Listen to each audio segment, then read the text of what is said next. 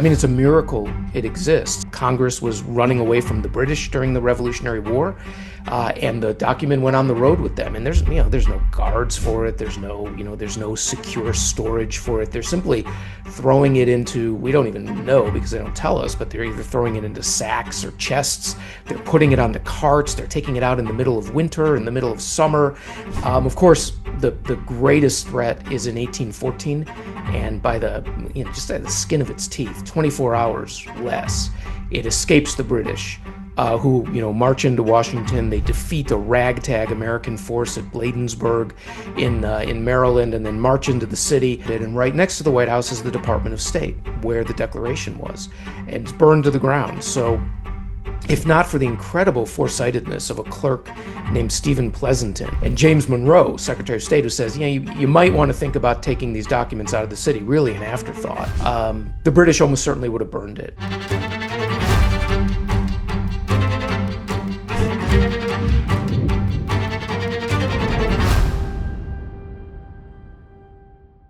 Hello, everybody. This is Victor Davis Hanson for the Victor Davis Hanson in His Own Words podcast. I'm doing solo today. Jack Fowler and Sammy Wink are not with me. It's one of our frequent interviews, but I am talking to Michael Auslin. He's a colleague of mine at the Hoover Institution, and his formal title is Payson Treat Distinguished Research Fellow at Stanford University's Hoover Institution. And you know him probably from op-eds in the Wall Street Journal. And he's got a brand new book out from Simon & Schuster called National Treasure: How the Declaration of Independence Made America. Thank you for being with us. If it's all right, I'll call you by what I know you as Misha rather than Michael. And I'm happy that you're with us, Michael. Misha. Victor, thanks so much for having me, and it's great to see you.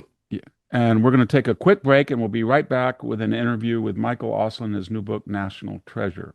If you enjoy Victor Davis Hanson, you might enjoy the Daily Signal's flagship show, The Tony Kinnett Cast. The same common sense perspectives you love, weekdays at 7 p.m. Eastern. And unlike some of the other evening shows, we work up until showtime to bring you the latest breaking news, analysis, and good old American sarcasm. Tom Tillis, I'm pretty sure might have been useful at one time as a doorstop. Find the Tony Kinnett Cast on YouTube, X, radio, TV, or wherever you get your podcasts. And we're back. Misha, why don't you just explain why you wrote the book I know it's the 250th anniversary, and maybe why people in this generation need to reread the Declaration of Independence, and then I can ask you some questions about it, the content. Well, yeah, Victor, a lot of folks who may have occasionally seen something I did, it was mostly about Asia, and it was usually America in Asia, and that was, what I taught and spent 3 decades on. And I guess at a certain point, I was looking for answers abroad, trying to understand the world, understand America abroad. Growing up in the Reagan era, it was a big thing. We were winning the Cold War, and so we were going to, change the world, which we did in many ways. But at a certain point, maybe at least for me, I sort of felt like I wanted to come home and ask the same questions I was asking about America abroad. What our interests were, what our history was, why we were doing what we were doing, but try to understand our own story better, which is something I just professionally had never focused on as directly, indirectly. So I started looking at a project on the history of Washington, D.C. in the 20th century, because I live in Washington, not California. I'm trying to understand how Washington became the imperial capital. So part of it's an urban history, and urban history has just simply interested me. So I went down to the National Archives. It's a significant building in a significant part of the city, Federal Triangle. And I was talking to the archivist who was telling me these stories about the Declaration. I didn't know any of them.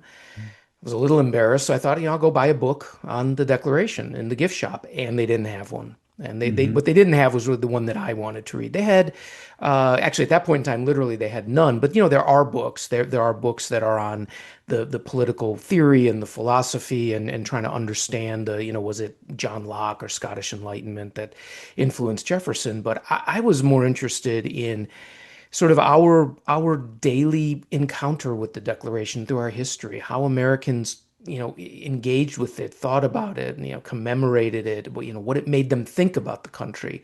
Now, honestly, it was a book I wanted my parents to read and that I wanted to read. And so before I knew it, that's what I was doing. And we were about 2 years away from the semi-quincentennial. And I found out that no one else was writing a book quite like that. There are other Mhm. books coming out, but nothing that takes it from 1776 to today. So that's really why I did it. And it, and everybody should be aware that it's not just the content and the environment or the atmosphere in which it was written, but you have some fascinating information on the odyssey or detail of the actual document. And maybe you could enlighten us on some of that, that in times of conflict, people were very worried that it might vanish or something. Yeah, absolutely. I mean, it's a miracle it exists. And in fact, because I started this at or came up with the idea at the National Archives, my original plan was just to do a really quick book on the material history of the parchment, the one you go see with your kids Mm. at the National Archives. And why is it here after 250 years in really bad shape? But why is it still here? And it actually grew from that. And I talk about three declarations. The first one is this relic that you've just mentioned, the Mm. the, the sort of official Declaration of Mhm. Independence, and I'll come back to that in just a second. The second one is the symbolic one, the one that most academics will write about, trying to understand what all men are created equal meant in 1776 and 1861 and today. And then the third one, which no one had written about, is the Declaration as a cultural object. You see behind me three different printings of the Declaration, and so I go through the history of why do we hang the thing on our walls? Why do we put it on ball caps? So on and so forth. I'm happy to talk about that. But to go back to your first question, or the Mm. question you asked, is really the first declaration, the Mm. relic, and it's an incredible adventure story. It's also an incredible scientific story that this parchment, which no one at the time really thought was going to become an icon of any sort, and was just rolled up among all the other papers of the Continental Congress, survived. And actually, from 1776 on, it had a very harrowing life. The Congress was running away from the British during the Revolutionary War, and the document went on the road with them. And there's no guards for it. There's no secure storage for it. They're simply throwing it into, we don't even know because they don't tell us, but they're either throwing it into sacks or chests. They're putting it onto carts. They're taking it out in the middle of winter, in the middle of summer. They're in Maryland, Pennsylvania, New Jersey. So right from the beginning, this document that's going to become an icon is really battered about. Um, Even after the war, when there's no more threat, let's say the British will take it back to London, let's say, government's still moving around. It's moving around Pennsylvania. It's in New York. It's in Philadelphia. It finally gets to Washington, D.C. But even there, it's not settled buildings the way we have today. So the thing is still being moved around constantly. They're moving it out of the city when there's yellow fever. They're bringing it back into the city. So it's just in terrible shape, even just a few decades after it is signed. Of course, the greatest threat is in 1814, and by just by the skin of its teeth, 24 hours less, it escapes the British, who march into Washington. They defeat a ragtag American force at Bladensburg in Maryland, and then march into the city. We don't think that they knew where the Declaration was, and they weren't stopping really to loot. They were burning straight off the bat. And when they burn the White House, they burn what's called Executive Square around it. And right next to the White House is the Department of State, where the Declaration was. And it's burned to the ground. So, if not for the incredible foresightedness of a clerk named Stephen Pleasanton, who got his sort of official orders, and James Monroe, Secretary of State, who says, you might want to think about taking these documents out of the city, really an afterthought. The British almost certainly would have burned it. And so it's thrown into a cart, it's rushed into the Virginia countryside, it's thrown into a cellar, it's left there unguarded. Today, it's the most scientifically advanced casing with guards and security Mm. systems and the famous vault. They just threw it into a brick cellar for weeks.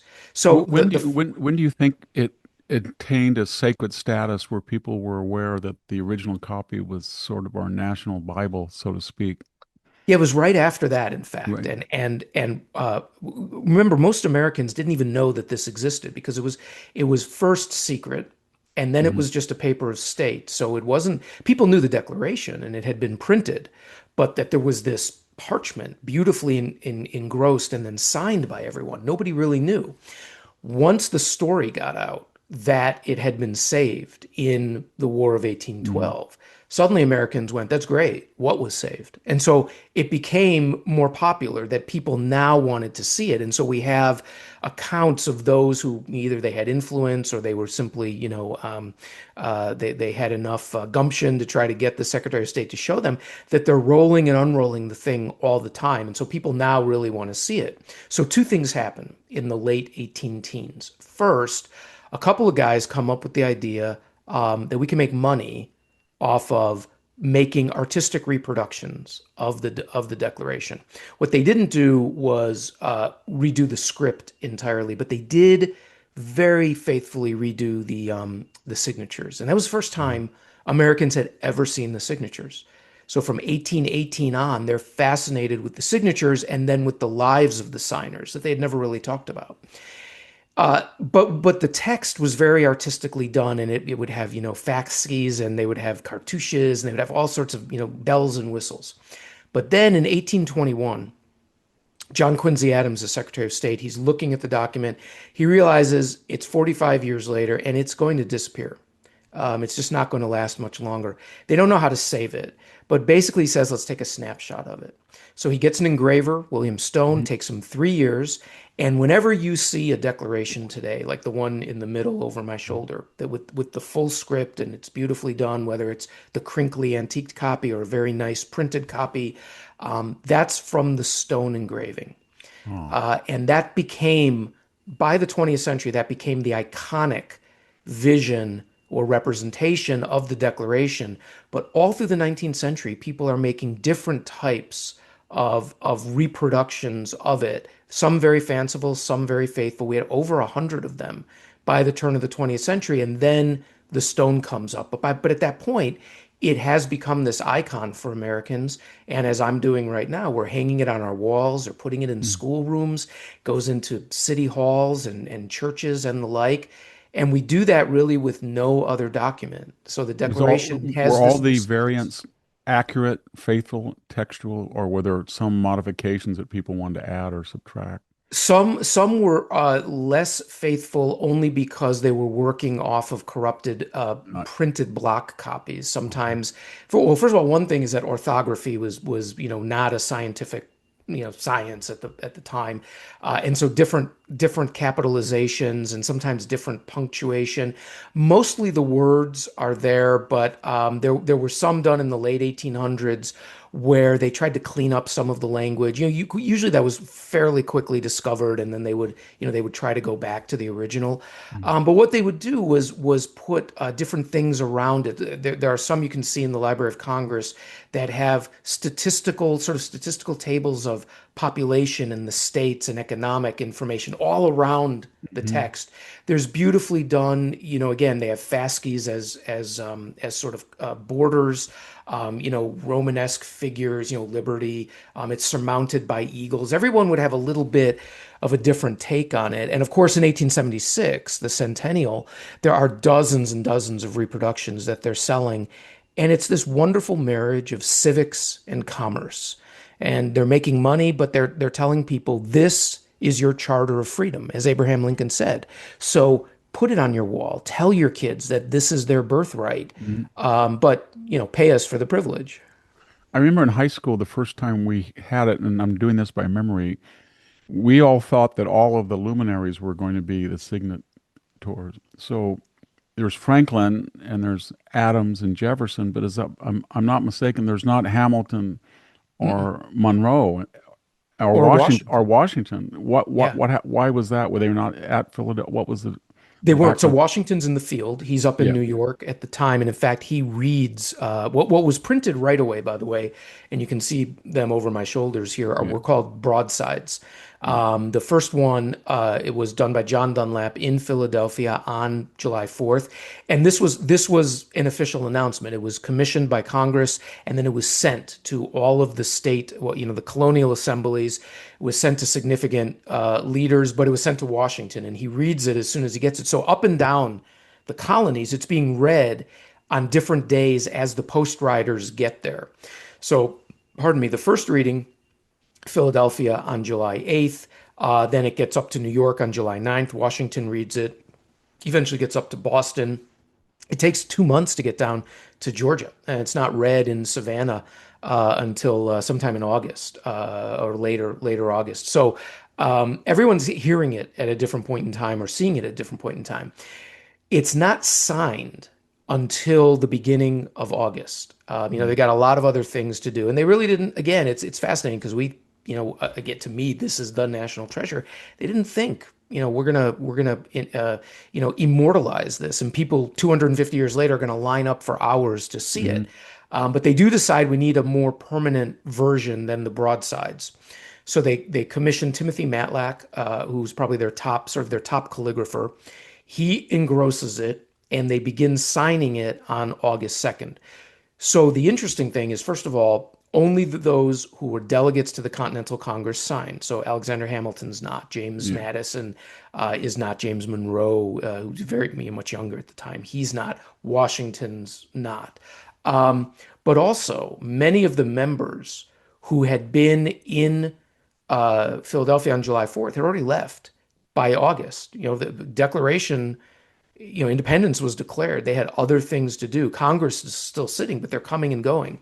So some who were there, like Philip Livingston, who was actually on the committee, Robert Livingston, who was on the committee to write the Declaration, doesn't sign it. He's back up in New York.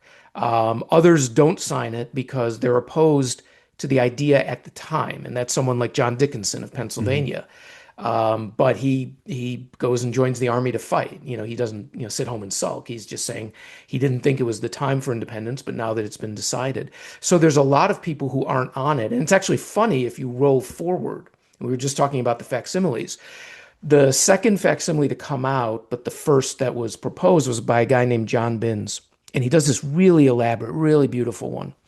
And he has 3 cartouches on the top. In the middle is Washington, then Jefferson, and then John Hancock.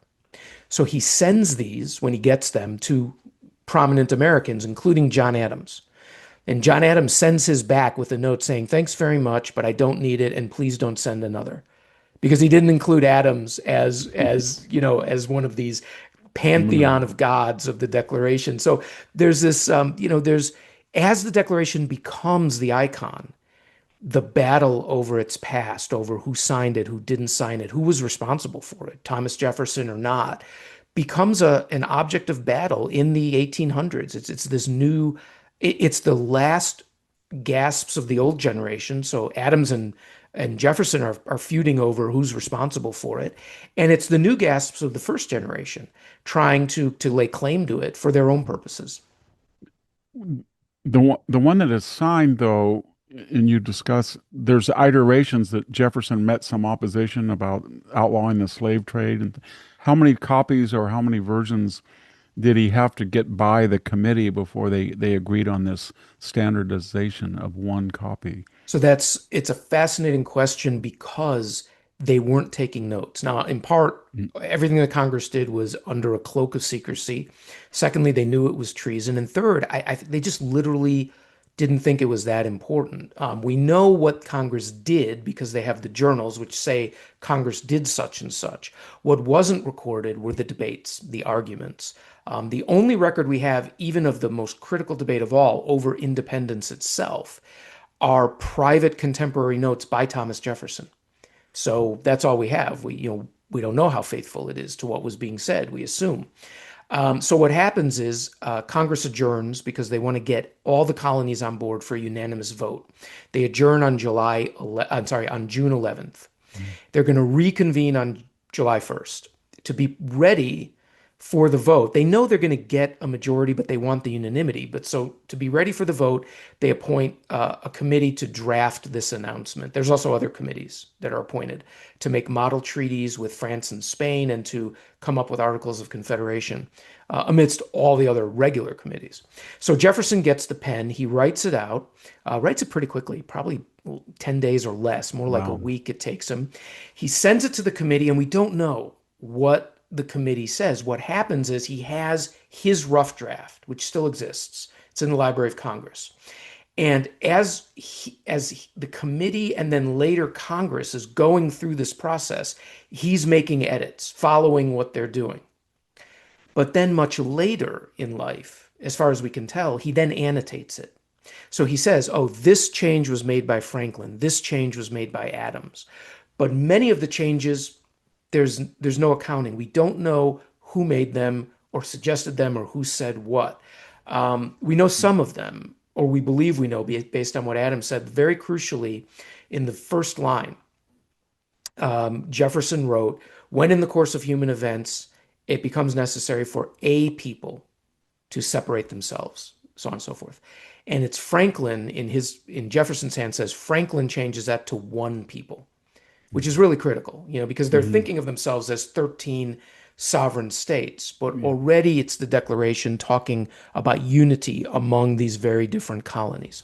So Jefferson on June 28th has shown it to the committee. They've made some of these changes. We're not exactly sure about all of them. And he writes out what he calls the fair copy. It's just a clean copy.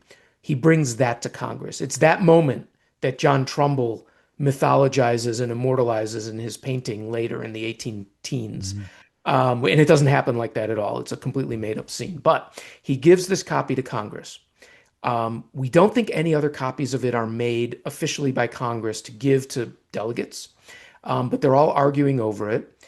And they cut about a quarter of it. There are dozens and dozens of changes. Jefferson is so upset at what they're doing to it that he rewrites his own draft in about 5 different copies and sends it to friends and partisans saying, see, this is what it really should be.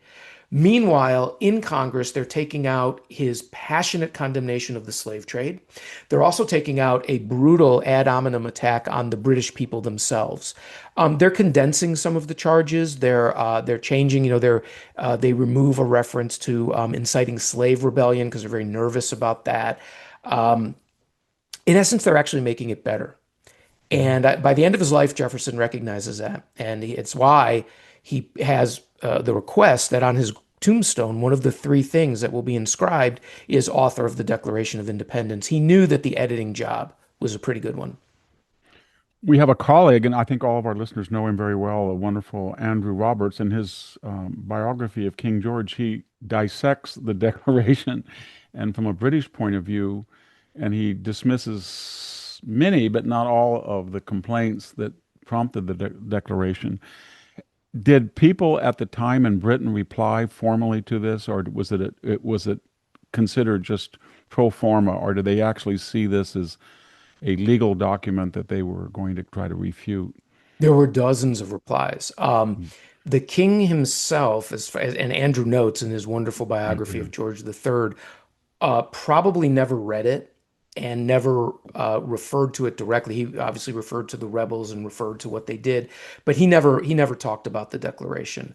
But there were dozens of responses, some of them full books, going point by point, much like what Andrew does in his biography. They go point by point. One of the most famous was by an author named John Lind, who literally goes point. I actually just saw the original copy, or an original copy, up at the Yale Beinecke Library, and he starts off with the very beginning and goes through each phrase and each charge, or 27 charges altogether against the king, refuting them all. And most scholars, agree that Jefferson was certainly passionate and somewhat hyperbolic in some of them, but many of them, obviously the taxation charge, the quartering of soldiers charge, the making it difficult for assemblies to meet, for not assenting to laws. Most of those are legitimate. Well, sometimes what Jefferson would do is say he has done X when he really did. The king may have done it once, and it's not continuous, but you read it and you think, oh, he's never assenting to laws, as opposed to there were times he didn't assent to laws. So that's where, our friends on the other side of the pond, get, a little touchy about, whether this was really a legitimate set of grievances. But, Jefferson is approaching it with a legal cast of mind. And what we read today, Victor, the preamble, we hold these truths to be self-evident, or the wonderful peroration of, we pledge to each other our lives, fortune, and sacred honor. That was more or less window dressing in 1776. That was not what the people focused on. What the people focused on, because the whole issue of the revolution was protecting their rights, was grievances. The grievances laid out how their traditional rights as British Americans were being taken away in a conspiracy by the king, his ministers, and parliament. So they really cared about these charges. And today we barely read them, but I'll just say really quickly, it's funny, if you read through them, so your eyes glaze over after a certain point, but some of them even have a resonance to today. So there's one where he says, and they don't number them, but one of them says, the king has sent hither swarms of officials to eat out our sustenance. And, you read it and you sort of, it resonates with sometimes what people say about Washington, D.C. today. Swarms of officials not doing anything but eating out our sustenance. You can see that some of these same debates are going on. Like what is bureaucracy? How should it run our lives? Are they necessary? Are they a waste? And, can we cut bureaucracy? And that's really what that charge was. So some of these things you really do sort of stop and you go, wow, we have some of the same concerns today. I think that I'm trying to remember which of these sort of radical populist movements about open ranging and things. They mentioned quartering of troops when they said that when people were trying to arrest them, they used a barn or something that was theirs, or every once in a while that comes up. That Yeah, certain that people. one I don't know as well. There certainly are some of the things they really were concerned about was taking away legal processes from the colonies and moving it to Britain. So, for example, the Mhm, British officials charged with murder in particular mhm, would be tried in Britain and not locally, but interfering with the legal mhm. processes and the legislative processes was really the thing that most animated the colonists. And they were unwritten, but they called these their constitutions. This is what they felt they were defending. And for Jefferson, by the way, what he really wanted to do was write a constitution. He didn't want to write this administrative paper that he was the youngest guy on the committee, so it was sort of forced on him, right? He wanted to write a constitution for the state of Virginia, and in fact had started that right before being called to called to Philadelphia. He wanted to stay in Williamsburg, and he brought with him the charges that are in the Declaration. He had started writing those for the for the Virginia Constitution. Mhm. So to them, this is what's really critical. It's laying out now in 1776, 8 of the 13 colonies are actually writing constitutions to formalize in a way that hadn't been done before their ancient rights, because that's what they felt was being taken away. Jefferson transposed that to the Declaration, so we can see through that what really was the issue at all these local levels, which was self-governance. We're with Michael Auslin. He's got a new book out by Simon and Schuster, National Treasure: How the Declaration of Independence Made America. We'll be right back uh, after we hear a word from our supporters. Hey, I'm Bradley Devlin, and just like you, I'm a huge fan of Victor Davis Hanson. Whether it's his long-form podcast, Victor Davis Hanson in his own words, or his short-form content for the Daily Signal, Victor Davis Hanson in a few words, I always leave an episode learning something new. I think they forgot the 1982 Falklands War. And in the age of clickbait and rage bait, that's a really good feeling, right? The media, thank you. You can leave now. Well, if you agree, you might like my show, the Daily Signal's long-form interview podcast called The Signal Sit Down. Every week, we take you behind the scenes of the biggest battles in Washington, D.C. as they happen with some of the biggest names in politics. We explore big ideas, and we analyze the policymaking process from an unabashedly and unapologetically conservative perspective. And that's important now more than ever with the Trump administration back in office, because in 2024, you sent Washington a message it couldn't ignore. It's your government. And together, we're taking it back. So check us out on YouTube, Spotify, Apple Podcasts, wherever you enjoy Victor Davis Hanson, we're there too. And drop me a follow on X at Bradley Devlin to stay updated with what's happening on The Signal Sit Down. And we're back with Michael Auslin and National Treasure. I have a question. When the Civil War broke out, people like John Calhoun and John Breckinridge and Jefferson Davis, they looked at this, and there were so many Southerners that Light Horse Harry Lee and people like that had signed it, and they felt almost as if they interpreted it in a way that that made almost the Union play the role of Great Britain, it seemed to me, and they were the true inheritors. And I didn't realize that in the 1850s there was a debate over the Declaration in the context of the North-South rivalry that was heading toward war. Absolutely. And it was exactly that. And later, in the midst of the war, Jefferson Davis, the president of the Confederacy, says that, what you just said, Victor, explicitly. We are the inheritors of freedom and of the spirit of 76. They appealed to it for one of the two major claims in the Declaration. There's the equality claim, all men are created equal. And that, of course, is what animated Abraham Lincoln and formed his entire political philosophy and program. And then there's the liberty claim. Government is only legitimate with the consent of the governed. And in 76, these states have a right to do all these things as free and independent states do. When it comes to the crisis, the South does appeal to the liberty claim in saying we no longer consent to this government in their own declarations of independence. The first one is South Carolina in December of 1860. They state this explicitly. We no longer consent. And then they repeat verbatim from the Declaration, stating, we have all the rights to do what free and independent states can do.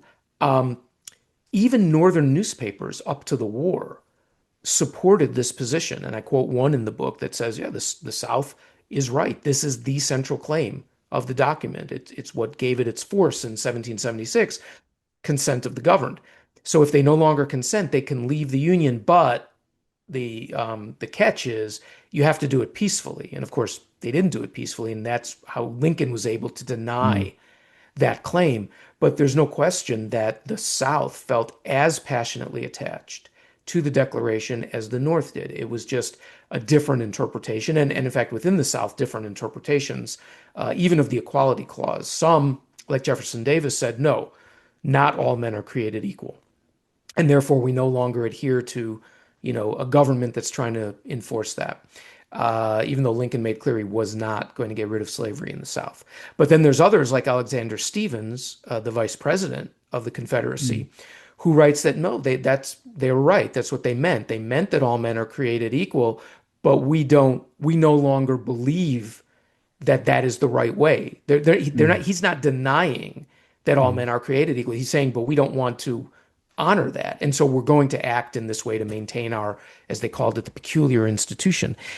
So I think that's a part that the Northerners, I'm a Northerner, didn't really understand. It's not that the South hated, the Declaration and what it stood for. They passionately believed they were living up to the Declaration. And so it remains our great tragedy. And it's very moving on both sides. It's moving that the South has to come to a new understanding of the Declaration after the war, because their understanding has been refuted. And for Lincoln, of course, the great tragedy is, as he's going to Washington for his inauguration in 1861, he stops at Independence Hall, talks about the Declaration, says, I've never had a feeling that didn't emanate from the Declaration. And then he says, and I would rather be assassinated than give up its principles. And 4 years later, he is. What is today in contemporary ideologies at war with each other. It seems to me that people on the left, maybe because of the later role of the influence of the French Revolution, but they seem to think that is the sacred document, maybe because of all men are created equal, where the Constitution, Bill of Rights, even though they're welded together, but it's more Madisonian. And do you feel today that there are people on ideological grounds that gravitate to the primacy of one document over the other, or do they see them complementary? Yeah, I think well, the big debate, of course, with the Mhm. Constitution is it, a living document? Is it Yeah, originalism? How much can you change it?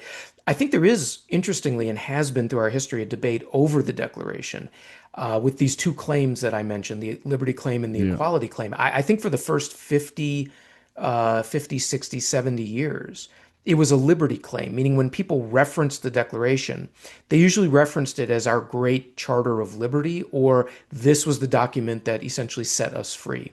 Lincoln recasts it in terms of the equality claim that all men are created equal, but he does that because he's saying without all equality, you really don't have liberty.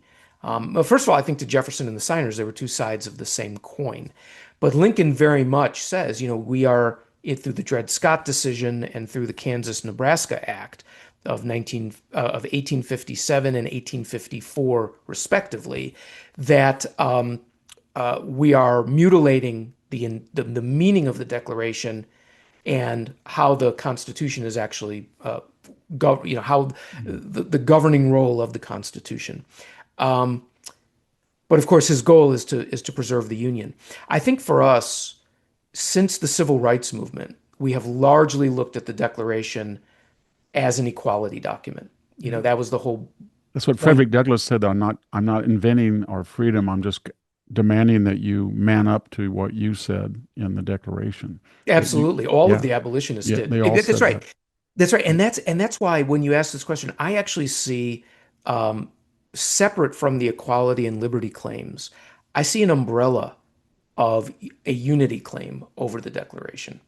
When Frederick Douglass or David Walker, the abolitionist, or William Lloyd Garrison, or Susan B. Anthony or Elizabeth Cady Stanton, or immigrants, Swedish, Polish, Greek, in the turn of the century, when they all appeal to the Declaration, when they're translating it into their languages or they're making up their own declarations of independence, all of them are trying to claim their rights, their full rights as Americans. They're not talking about separating from the country. They're not talking about creating ethnic, gendered, racial, economic enclaves. They're talking about being fully Americans and being accepted as Americans.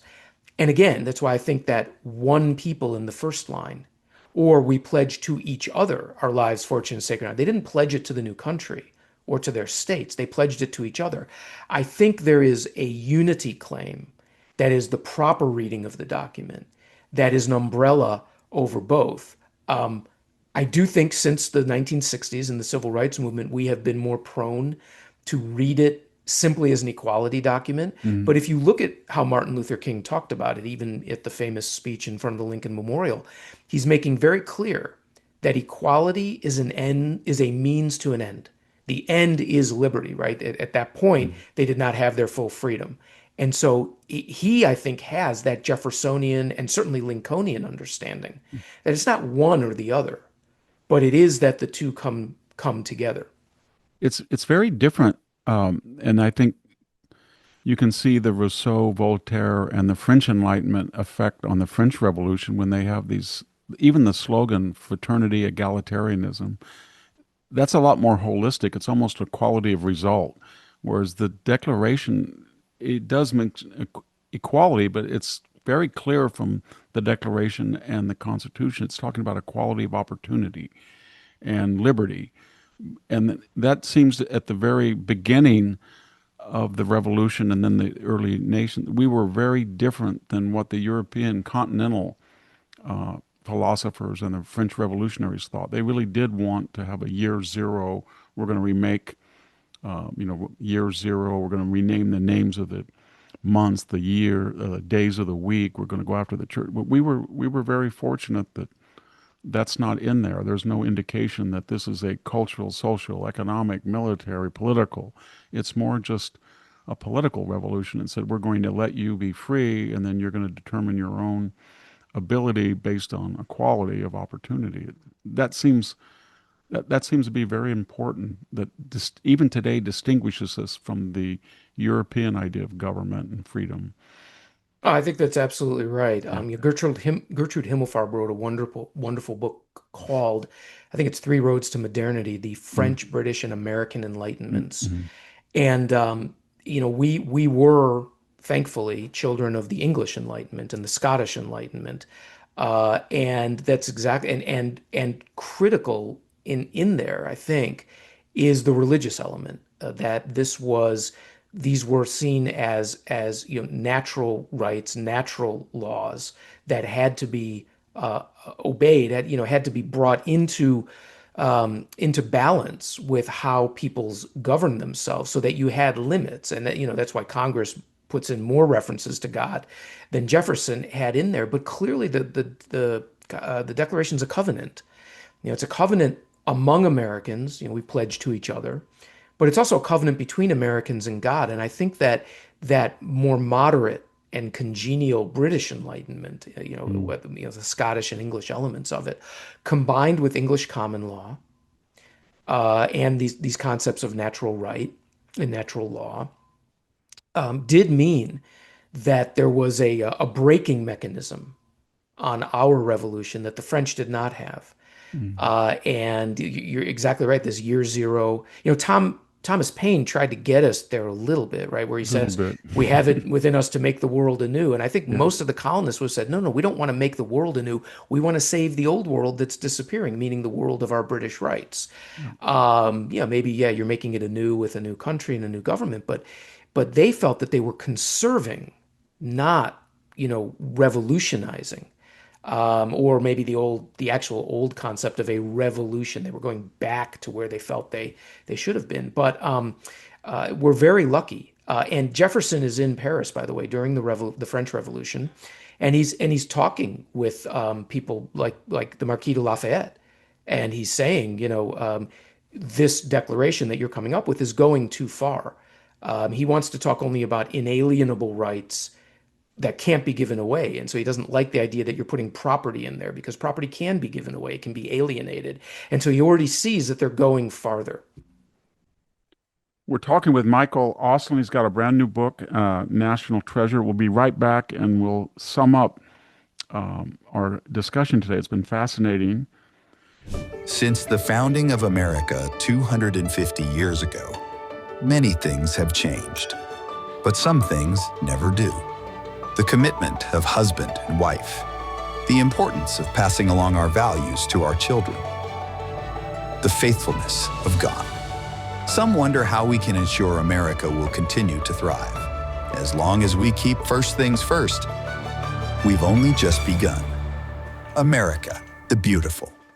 And we're back with Michael Auslin and National Treasure.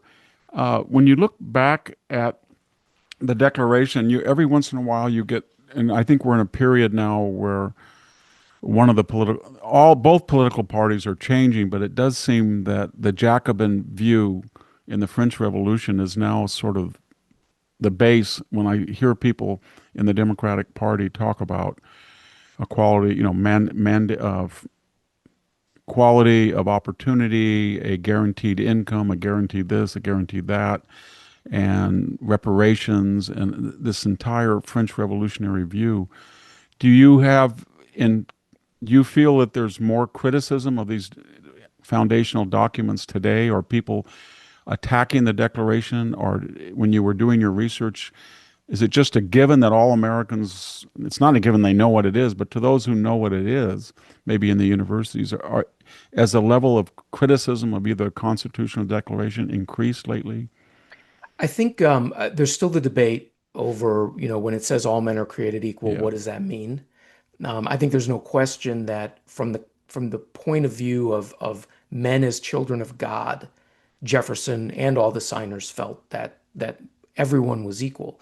The problem was, did they have the same rights in a political community? And there the answer is clearly no.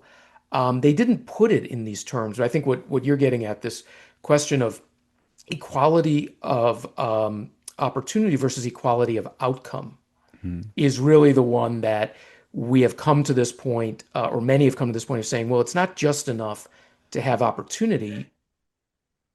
The outcome, the outcome must be the same. Sorry for the noise in the background there. The equality of outcome must be the same. And they didn't put it in those terms, but for them, we are now sort of on these battlefields of it. And so the Declaration, I think, does get drawn in. It's really more the Constitution, It is. as the formal legal battlefield that must, And where we fight these the things. three-fifths clause about, three-fifths has been misinterpreted. It was actually kind of a liberal effort to compromise so that the South couldn't get away with the idea that African slaves were not people, but they were going to be counted as people if it got them greater congressional representation. So then the North, to save the Constitution, said, well, we'll give you some representation, but we have to signal that you're not allowing these people to be completely free. So the three-fifth, and when you take that three-fifth clause and you compare it with all men are created equal in the Declaration, you do get some kind of like friction, I guess, in the modern world at least. Yeah, and in fact, also just very briefly, in Jefferson's condemnation of the slave trade and his draft of the Declaration, he's clearly states that what is being done to this distant people, meaning the people from Africa being brought here, is against the moral law, and he's making clear that they have rights as humans not to be captured and enslaved and brought across an ocean. That question of how do you deal with those here was a different one, and again, the political community, but women weren't having, didn't have same legal political rights, or legal rights or political rights. And of course, the Indians in America were treated literally as a foreign nation. We made treaties with them as if they were a foreign nation. And so, but what I think, to sum it up, that the greatness of the Declaration is that all of these silences in the 18th century could be filled over time. And I think those who deny that the Declaration was the means by which we could come to a modern understanding of equality of all people, of what liberty means, I think they are misreading the document or reading into it things that really aren't supported, because the document itself is enough. The document has a greatness to it that allowed it not to just be forgotten on July 5th, 1776, but to inspire everyone up to and including us today. We've been talking with Michael Auslin. I got two final questions. The first is, Yeah. how can people, what's the best way to get a hold of National Treasure? Oh, I mean, it's on everywhere. Amazon, Everywhere, Barnes and Amazon. Noble. Yeah, just when you Google it, you'll probably come up with the movie first. So you Mhm. can get the movie, but then keep looking for the book. You can also go to Simon and Schuster's own page, and they have links to all these different sites. But it's sold everywhere now. I know you're doing a lot of interviews and public appearances. Do you have any lectures that are open to the public? Oh yeah, Public lots of them. schedule. Give us a couple of examples where they could come. So we're going to be, so let me see. We have the Nixon Library in California. I just did the JFK Library 2 nights ago. That's where we kicked off the book. Oh, We're wow, doing the good. Nixon Library on May 27th. June 11th, I'll be doing the National Archives in here in Washington, D.C. Actually tonight, so it's probably not going to get in time with the podcast, is at Mount Vernon. There are a lot of different things that are going on. And then in Philadelphia, Carpenter's Hall on Mm. June 9th Okay. is one. And I have to look. There's actually a lot, and I'm just trying to keep them straight, make sure I show up to them all. Yeah. And finally, what are you working on now? You finished this. This was a little, everybody, I think I should remind you what Michael said. He lived in Japan a number of years. He's fluent Japanese, among other languages, and he's known as a scholar of Asian studies in general, and particularly with a specialization in Japan. But what are you working on now, Michael? Well, it has been other a bit than of a trying to keep up with the yeah, this has been a bit of publicity? a whirlwind for Yeah. 2 years and focus. But I think, going back to that Washington book of trying Uh-huh. to really understand how an imperial capital comes to be and sort of the people and the ideas and the infrastructure that all makes it possible. So I think that's at least something I'll be going back to look at once I get past this. But at least for a little while, I'll try to focus more on getting the word out about this book. Because I think, Well, good. what I hope we don't do is end our celebrations for the 250th on July 5th. I think it should go forward and we should be recommitting ourselves to its principles, as President Truman and President Ford and others asked us to do, that we should be going forward talking about these things. And hopefully, this book will get people thinking about the long sweep of American history and why it's an honest look. It's not a naive look, but it is a joyous look in many ways and a celebratory look at what we've accomplished and how at the core of it, through whether it's World War II or the Cold War or the Civil War, whatever it is, the Declaration's been there for us, and in a way, we've been there for it. I hope everybody hears that and abides. So I went to school about 2 miles from where I'm speaking, a rural school from K through 6, and I can remember in almost all the classrooms there was a picture of the Declaration, an engraving, and then one of the preamble of the Constitution, and then they had the silhouettes of pictures Yeah. all the way around. And I remember my first grade, it was Eisenhower stopped, and then JFK, but Yeah. it was everybody was acquainted with it, and it was kind of and I happened to be so-called white, and it was mostly a Mexican American, but it was a melting pot experience. Everybody took part of it, and there was no distinction about your background or where you came from. But it was a very deliberate effort at assimilation, acculturation, integration of immigrants, and I think that's important. And any case, Michael, it's been a pleasure, and I hope we can get you back on maybe later, and you can tell us how everything went during the year. I'd love to do that, Victor. Thanks so much for having me. Thank you. Thank you for tuning in to the Daily Signal.